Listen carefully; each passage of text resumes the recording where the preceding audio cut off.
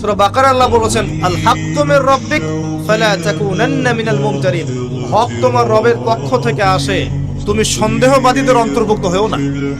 আসলে এটা হক কিনা, এই যুগে চলে কিনা, এই সন্দেহের অন্তর্ভুক্ত হও না।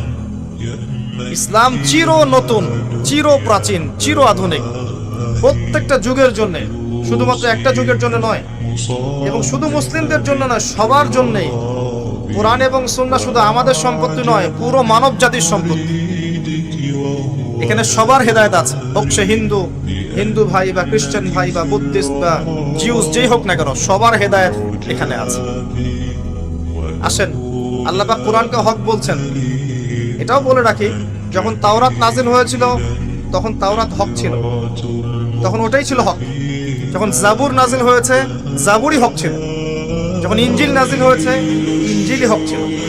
যখন থেকে কোরআন নাজিল হয়েছে, এখান থেকে নিয়ে কিয়ামত পর্যন্ত হকের কি অন্য কোনো মানদণ্ড আছে?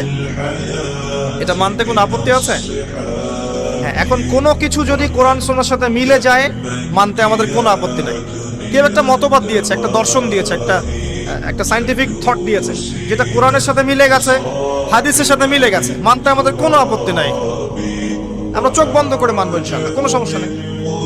কিন্তু যে কোনো ব্যক্তি বা যে কোনো সংগঠন, যে কোনো সমাজ, যে কোনো সভ্যতা, কেউ যদি এমন কোনো কথা বলে, এমন কোনো দর্শন দেয়, এমন কোনো মতবাদ দেয় যেটা কোরআনের সাথে মিলছে না, সাংঘর্ষিক, হাদিসের সাথে মিলছে না, সাংঘর্ষিক, আপনি কি মানতে বাধ্য? এটা না মানাটাই আপনার ঈমানের পরিচয়। তবে